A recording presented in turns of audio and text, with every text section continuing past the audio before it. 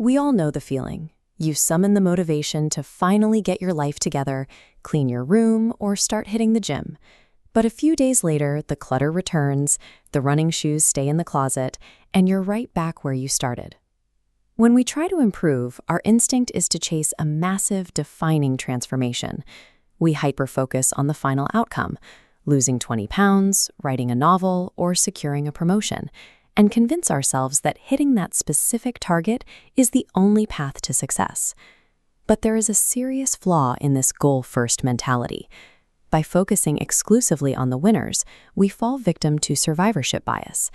We look at the people at the finish line and mistakenly assume their ambitious goals are the exact things that got them there.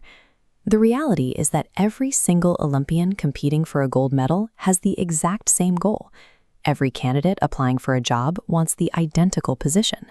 If both the winners and the losers share the same objective, the goal itself cannot be the mechanism that drives success.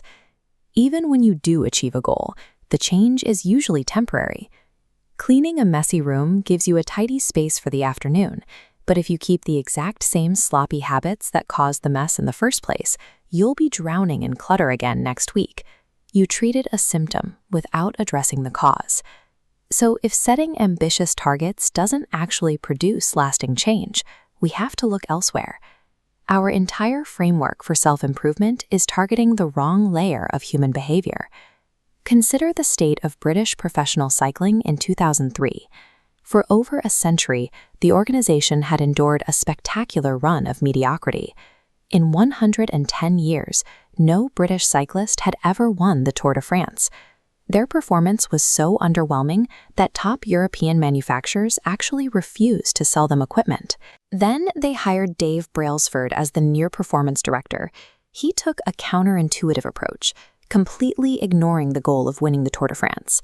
Instead of setting grand objectives, Brailsford implemented a new system based on what he called the aggregation of marginal gains. His philosophy was to break down every single component of riding a bike and look for a mere 1% improvement in each specific area. His team made the expected adjustments, testing fabrics and wind tunnels and hunting down invisible advantages. They tested different massage gels for faster muscle recovery. They brought in a surgeon to teach better hand-washing techniques. They even painted the inside of the team trucks white so they could quickly spot tiny specks of dust that might degrade the bike's performance. As hundreds of these tiny improvements accumulated, the results arrived incredibly fast. Just 5 years after Brailsford took over, the British team dominated the 2008 Beijing Olympics, capturing 60% of the available gold medals. Over the following decade, they secured 5 Tour de France victories. The lesson here is critical. You do not rise to the level of your goals. You fall to the level of your systems. If you fix the inputs, the daily routines and processes, the outputs take care of themselves. This is a graph mapping out the exact mathematics of those tiny routines. These atomic habits, small components of a larger system, function like the compound interest of self-improvement. If you get just 1% better each day for a year, you end up nearly 37 times better. Conversely, if you repeat 1% errors day after day, those choices compound into a steep decline. But this brings us to a major obstacle. If the math is this reliable, why is it so incredibly common for people to abandon their new systems after just a few weeks? This chart shows the plateau of latent potential. When we start a new habit, we expect our progress to be linear. We expect immediate, visible results. But the reality of compounding is that the most powerful outcomes are severely delayed.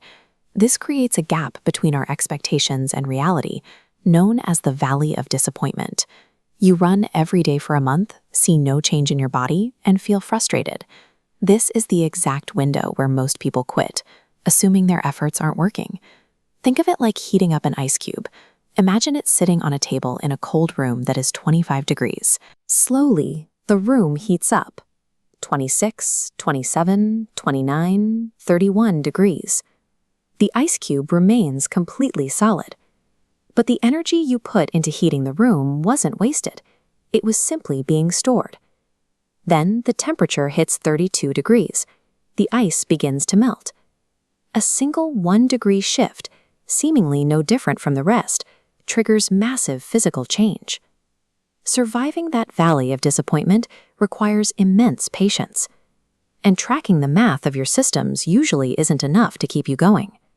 To push through the plateau, you need to anchor your habits to something much deeper than a spreadsheet.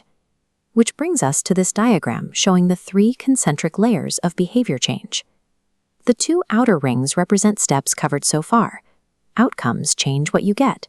Processes change what you do. But the deepest layer is identity. This dictates your worldview, self-image, and core beliefs.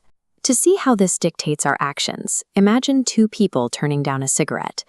When offered a smoke, the first person declines by saying, "No thanks, I'm trying to quit." It sounds perfectly reasonable, but this response reveals they still hold the identity of a smoker.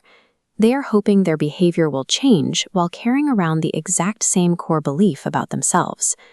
The second person declines by saying, "No thanks, I'm not a smoker." It's a tiny shift in phrasing, but it signals a permanent shift in self-image. Smoking is part of their past, not their present. Here is the ultimate rule of habit formation. Behavior that is incongruent with your self-image will not last. You might want to save more money, but if your core identity is that of a consumer rather than a creator, you will continuously be pulled back toward spending. James Clear rebuilt his life after a catastrophic brain injury through tiny daily systemic actions, sleep, organization, and weightlifting, that eventually transformed him into an all-American athlete. He didn't just aim for success, he cultivated the habits of a person who was destined for it. Lasting transformation relies on the continuous cycle of compounding atomic habits, which permanently alters your identity as it refines your daily routines. It is the steady accumulation of these small wins that eventually determines the person you become.